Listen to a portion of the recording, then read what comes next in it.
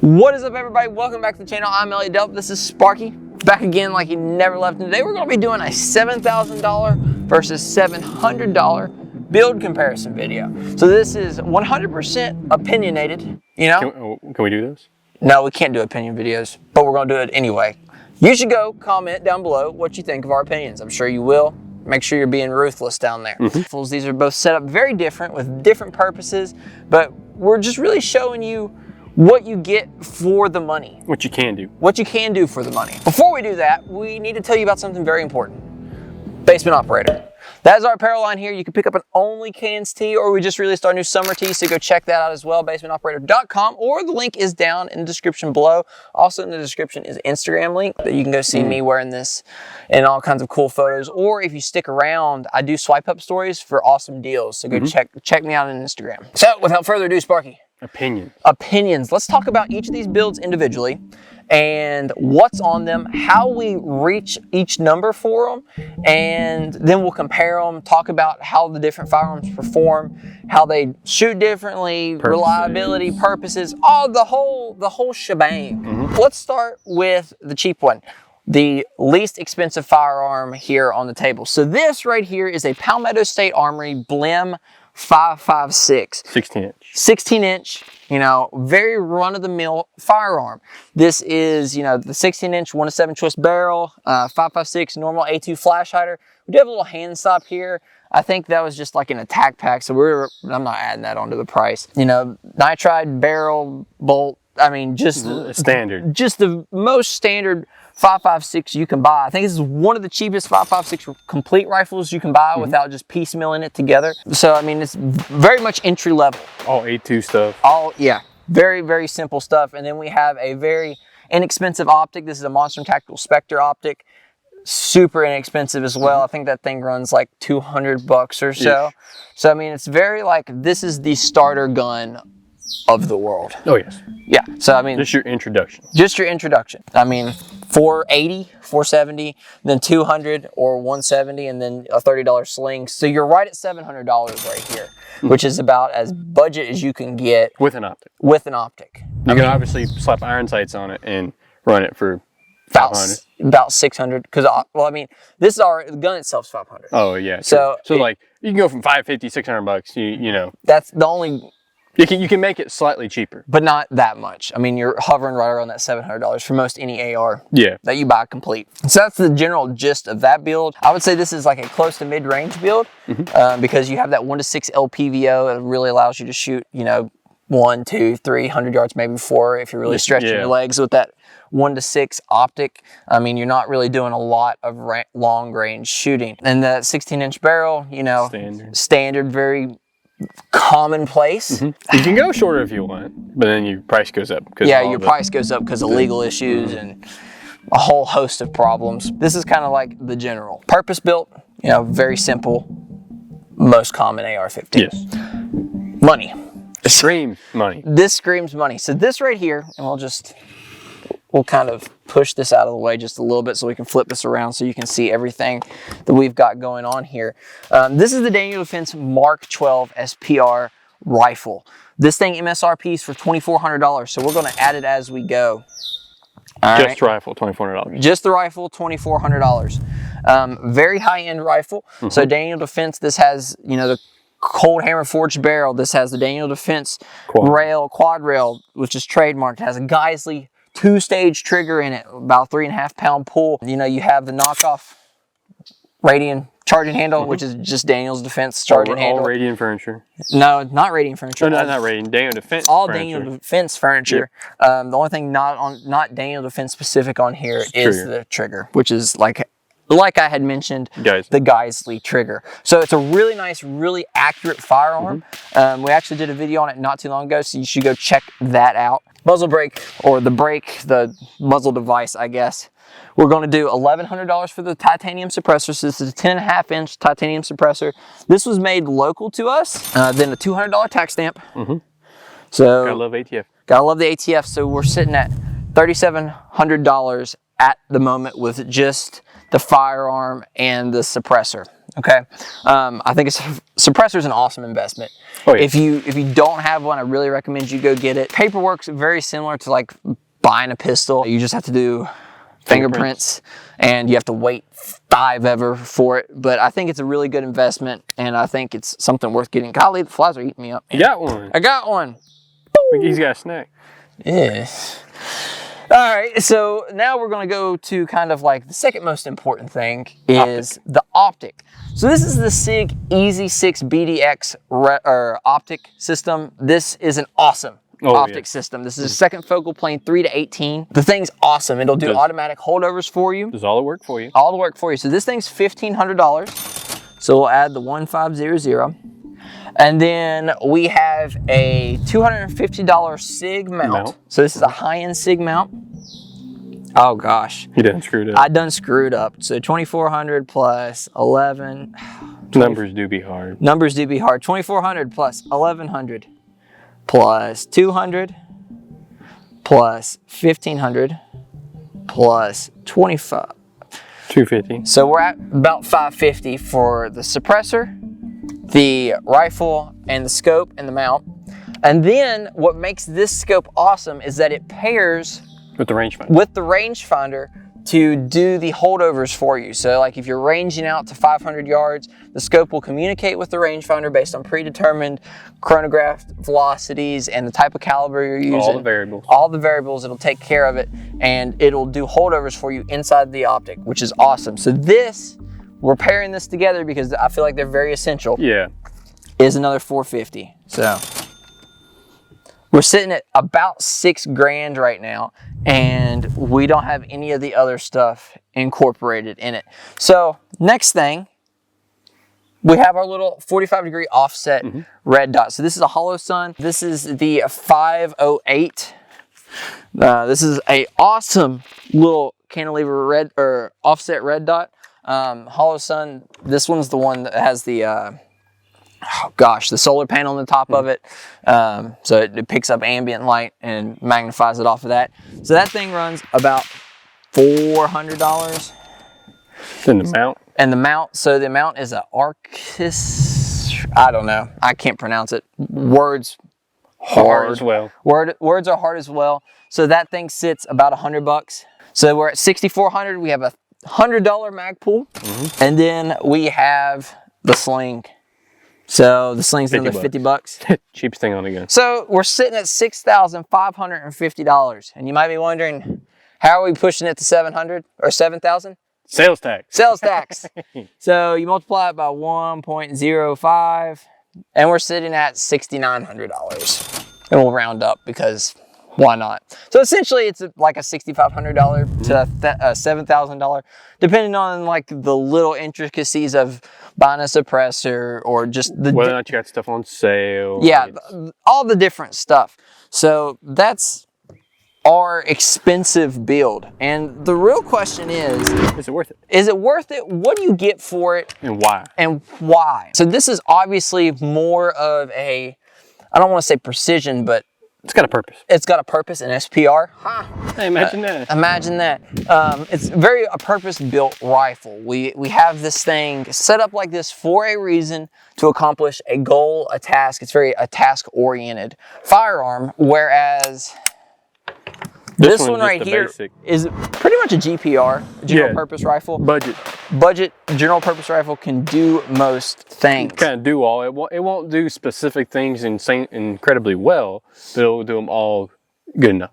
Yeah, and I would almost say that this is kind of in the same realm because we have the 45-degree offset red dot, which is used to quickly acquire targets if you want to do close range shooting. But there are some drawbacks to this one, like its size and its weight compared to the smaller, budget-oriented 16-inch firearm. What are the advantages to this Daniels Defense that put it above this one? So obviously the Daniels Defense is a very high-end firearm. You're getting that chrome-lined, cold hammer forged barrel. It's an incredibly accurate firearm, and you're paying for it in that initial hit of like $2,400. It's very expensive, but you get a very well performing firearm. You're getting a rifle that's pre-set up, that you shouldn't really have to change much about. Now, sure, you might not like the grip, you might not like stock, but that's neither here nor there.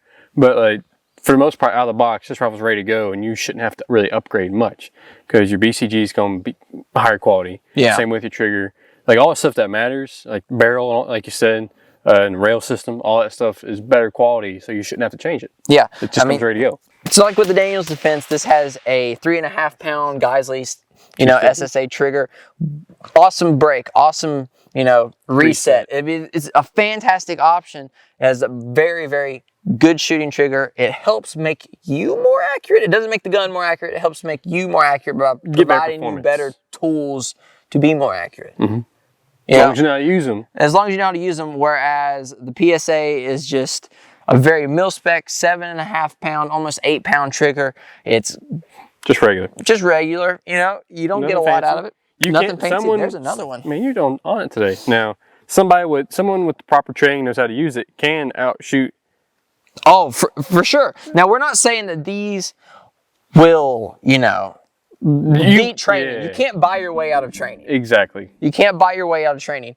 But one of these is going to perform better. Like if you provided this to somebody that was super well trained and you provided this to somebody that was he's going to do better with that one. He's going to do better with this one. Not saying PSA's crap by any means. This build just catered to that. Yeah, and this is catered to a more longer range setup. So like with the optics, for example, this is a 1-6 Monstrum, a very budget, very like entry level optic. It doesn't provide a ton of features. The reticle's not as nice as this SIG reticle. All right. But it will do the job. But it'll do the job. But this firearm or this optic system is way more capable than that one. Now, we understand they have different purposes. Exactly. LPVO compared to more higher magnification. Optic. Obviously, shooting 600 yards with this bad boy is a task, but also trying to shoot at 20 yards with that can be a task because of weight and field of view and all that kind of stuff. But that's why we have 45-degree offset hollow sun 508. Exactly. Which it doesn't completely make up for this being more of a long-range optic or a long-range setup, but it does help. Yes. It brings it into the more usable realm instead of trying to do or make close-range shots. If you needed to, you could. Yeah, if you needed to. Like it. In a pinch. In a pinch, this is providing you with a little bit more flexibility, So you have this purpose-built rifle, but this gives you one more purpose. This gives you one more purpose or one more tool to kind of broaden and do another thing decent with this firearm. Like if you had to clear a building with it, or if you had to go into confined space. I know it's really long. Remove the suppressor. 18 inches. An 18-inch barrel, which is only 2 inches bigger than that one, 2 inches is a lot. Yeah, well, for some of us, 2 inches is a lot. Hunter. So this thing, it's still very movable, very usable. A little bulky. A little bit bulkier with the massive optic on it, but you can still use it. Oh yeah, still be very capable with it, and it can provide that function. It can provide that function that you would get with that firearm. This is a sub-MOA rifle. Yes. It is an incredibly accurate. Shoot circles around this bad boy. Yeah, it will. I mean, put the same ammo in both of them. This one's sub-MOA, and that one's probably like 1.5, 2, So, I mean, that's another place where you're getting that performance, and you could really dial in your groups because you have more magnification and do a little bit better shooting. Now, in your opinion, how much is your barrel length playing to that? As far into the groups? Yeah, as far as like accuracy. What, Hunter? You're talking very specifically about these two. But as a viewer, I have a question about, the law of diminishing return. At what point is 7,000 too much? Is 3,000 too much? At what point are you spending too much? Cameraman Hunter brings up a good point. So why? Why? Yeah, why spend the $7,000 versus the $700? So I think we've answered this before on a bunch of different videos, especially when we start to spend more money on optics and firearms. Is confidence is important, reliability, like proven systems. Like the quality is there. You're not worried about it. Yeah, and why why spend $2,500 on just the gun versus $500 on just the gun is you're not worrying about the DD. The other thing is, this is an entry-level rifle.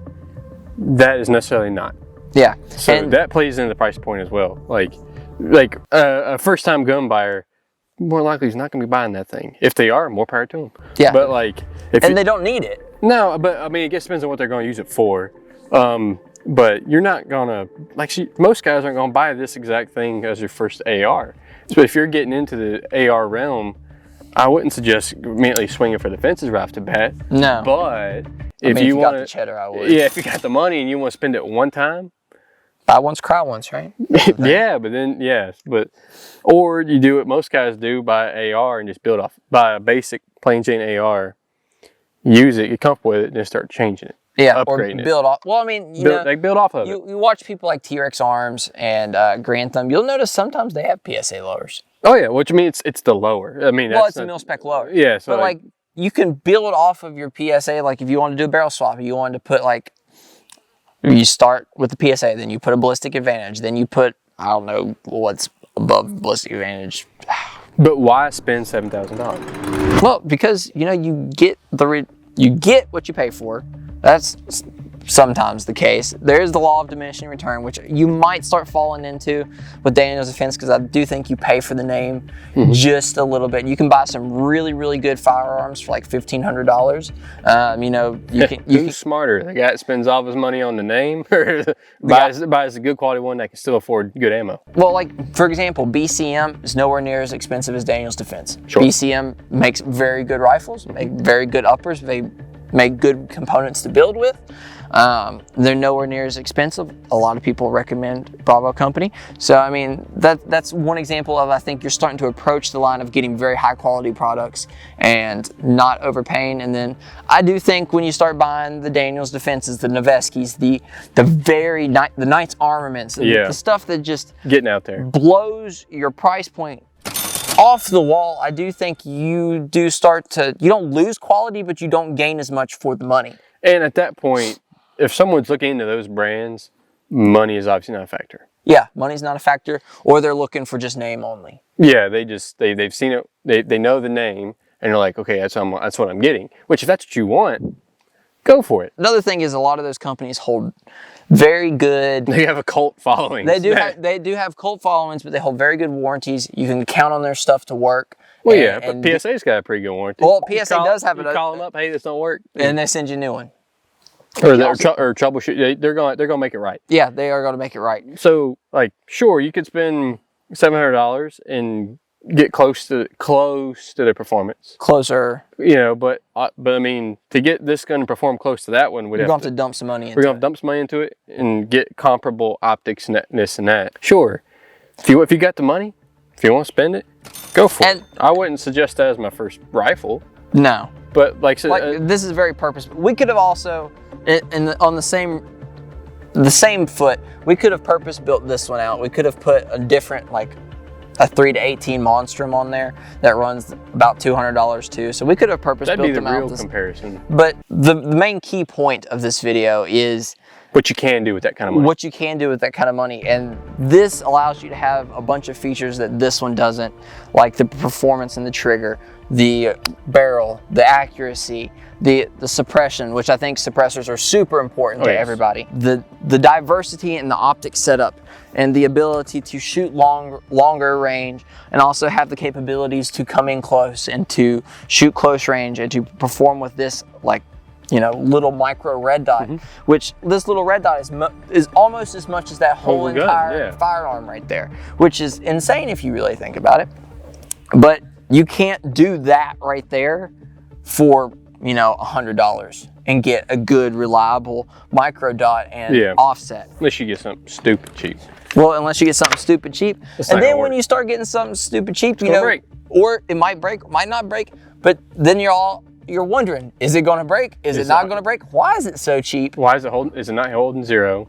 Yeah, like there's a lot that goes into it. Confidence is a lot, I think, personally. you know, having the ability to know that your product, that what you spent your money on is going to work. yeah. And you know, why some of this stuff costs so much money versus some of it, you know, is very inexpensive. Makes you think a lot, really. Do you think a $7,000 firearm is worth it compared to a $700 firearm? I probably would say no. I would go right in the middle. I'd find something. Now, like I said, this is specifically made for a purpose. So that, you know. But that one could easily be converted with just a... Yeah, but I mean, this one's also made for a purpose too. Yeah. General purpose. So, sure, like, I agree that I'm not one to settle. I like a little bit higher end stuff. Would I do something like that? Probably not. Like, I wouldn't spend that kind of money. Because, I mean, but to each his own. If you want to spend that kind of money, go for it. Yeah. But do I think you could do this for half the price? yes, and the everyday gun buyer won't be able to tell as big a difference. Yeah, unless you're shooting a lot, you're shooting professionally, and no, they can tell the difference between. Yeah, they could definitely tell the difference. But your average firearm user probably can't get, if they spent like $4,000 or if they spent $3,000, which is very like in the realm of what a lot of people spend on a AR-15 setup. You can pick it up and tell, oh, okay, this has nicer stuff on it, but the performance that comes with the nicer components, most shooters and most gun guys like us, aren't gonna be able to tell the difference. Yeah, I mean, I'm not a professional shooter by any means. No. If you put a rifle that has half the money invested into it as this one does, might shoot just as good. Might shoot just as good to me. Yeah, because I'm not like a sub-MOA shooter, you know? Exactly. So like with that in mind, the money might not be worth it. It's probably not worth it. Probably the biggest thing with going into performance of the rifle is being, you know, you talk about confidence being key. How do you gain that confidence? You practice it. Yeah. You got to be able to know it works and have confidence that you can do it. And that's the big thing, you know. You can have the crappy gun or the inexpensive gun or whatever it is, whatever you have, and you can also have the most expensive rifle ever. You could push a $10,000 rifle. It doesn't mean anything. It doesn't mean anything if you can't use it, you can't perform with it, you can't shoot it confidently, and you can't use it how it's intended to be used and use it appropriately. Exactly. So biggest thing is obviously training, you know, spending time on the range, spending money on ammo. If you need to buy a $1,000 gun and a $500 rifle so you can keep funding the ammo, then do that. Yeah, you know, that's much more important to me, is having a firearm that functions, fits your purpose, and fits your budget, and you still can afford to shoot it and train with it. Yeah. Because if you buy a gun that you can't afford to shoot now, what good does it do? Yeah, you don't know how to use it. You don't know how to use it proficiently. Yeah, I 100% agree. And if you want to perform better on the range more comfortably, basement operator. Yeah. That's right. LARPing skills. LARPing skills through the roof, and you get to look cool with the only cans tee, you know? That's right. Or the knockoff Corona tee. So go check that out, basementoperator.com. So I think that really wraps the video. I mean, in conclusion, you know, get what you get, train with it, get comfortable with it, and use it appropriately. We'll catch you guys on the next one. As always, take someone outdoors. Peace. All right, ready? Are we going to lose light here? Shut up, Hunter. Are you ready? I've been recording for 5 minutes. About to record these nuts.